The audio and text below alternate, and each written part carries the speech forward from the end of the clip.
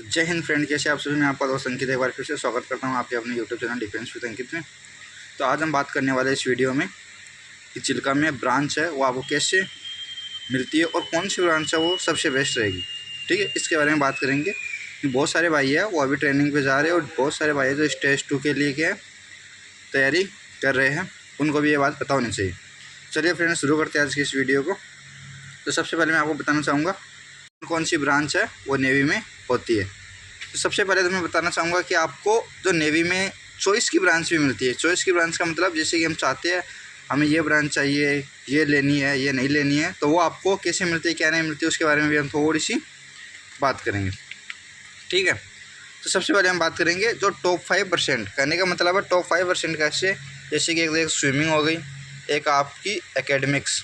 उधर क्या है एकेडमिक्स, मतलब आपका जो पढ़ाई चलेगी उधर ट्रेनिंग के साथ साथ में, उसमें आप टॉप करने चाहिए। और भी ओवरऑल मतलब आपने किस चीज़ में पार्टिसिपेट किया, किस चीज़ में पार्टिसिपेट नहीं किया, ये सब भी वहाँ पे मायने रखता है।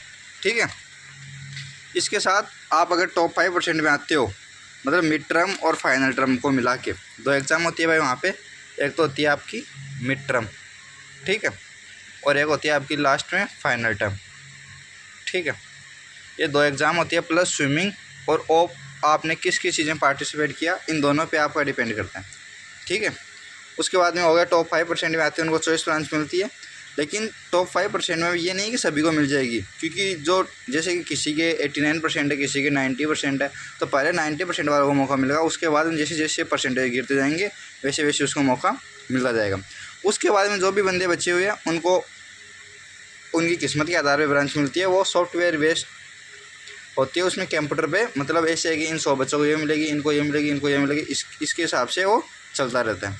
ठीक है, अब बात करते हैं कि चिल्का में ब्रांच कौन कौन सी है और कितनी ब्रांच है। तो सबसे पहले बात करेंगे हम एग्जीक्यूटिव ब्रांच की। एग्जीक्यूटिव ब्रांच में कितनी ब्रांच आती है, तो उसमें आती है एक तो आती है आपकी सीमेन, एक नंबर पर सीमेन, दूसरी कम्युनिकेशन, और इसी में आप PTI और डाइविंग के लिए भी वहाँ पर होता है, तो वो भी आपका इसी में आ जाता है। तो सीमेन में भी कितनी ब्रांच है, एक तो है GW गनरी वेपन, और एक है GS गनरी सेंसर, और ASW एंटी सबमरीन वॉरफेयर। इसमें भी 2 आती है, एक आती है US और एक आती है UW। ठीक है, इन दोनों के उसके बाद में एक आती है ND नेविगेशन एंड डायरेक्शन, और इसी के अंदर मैंने बताया था ना PTI और डाइविंग, वो भी इसी के अंदर आती है, उस पर भी स्पेशल है, वो हम बात करेंगे।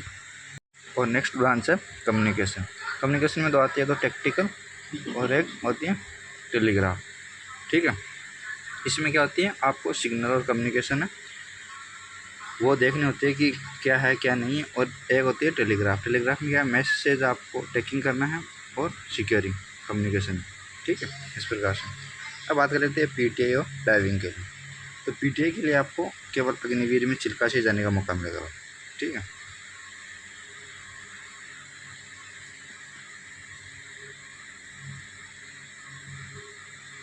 ठीक है।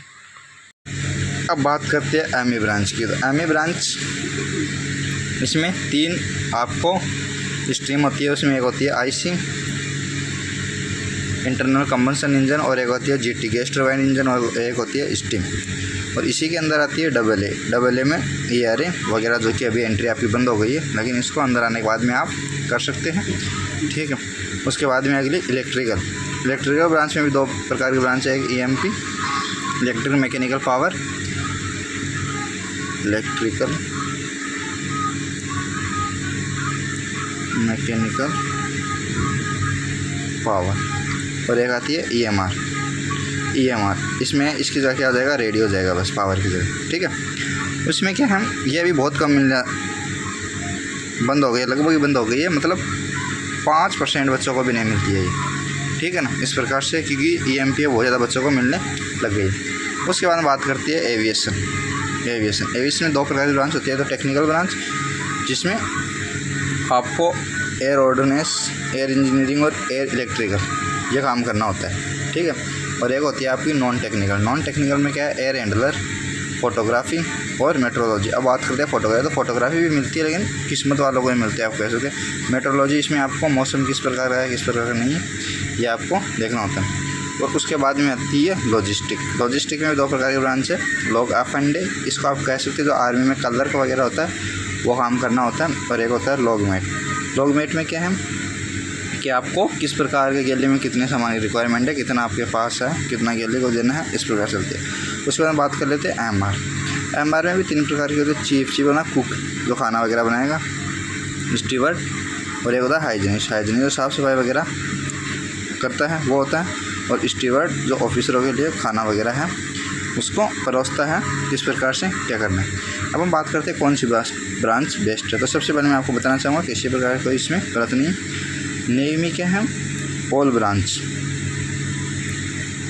गुड है, लेकिन फिर भी ब्रांचों का किस प्रकार से हिसाब लगाया जाता है कि ये अच्छी रहेगी या नहीं रहेगी, वो है शिप सर्विस के हिसाब से। जिस ब्रांच की शिप सर्विस ज़्यादा है उसको थोड़ा सा नेवी में गड़बड़ माना जाता है, लेकिन कोई नहीं, शिप सर्विस तो भाई करनी ही है। नेवी का मतलब ये आपको पानी के अंदर ही या पानी में ही रहना है, तो इसके लिए इसको इस प्रकार से देखा जाता है। सबसे अच्छी ब्रांच वैसे माना जाता है एविएशन। अगर आपको कहीं मौका मिले चुनने का तो आप एविएशन चुनिए, एविएशन के बाद में लॉजिस्टिक चुनिए, ठीक है।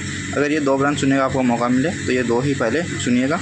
सभी ब्रांचें अच्छी है, इसमें कोई दो राय की बात नहीं है, लेकिन फिर भी अगर आप 5% में आते तो आपको एविएशन और लॉजिस्टिक ब्रांच ही चूज़ करनी है। अगर आपको ये वीडियो पसंद आए तो चैनल को सब्सक्राइब कीजिए, वीडियो को लाइक कीजिए और बेल आइकन को प्रेस कीजिए, और ज़्यादा से ज़्यादा वीडियो को शेयर कीजिए। तब तक के लिए जय हिंद, जय भारत।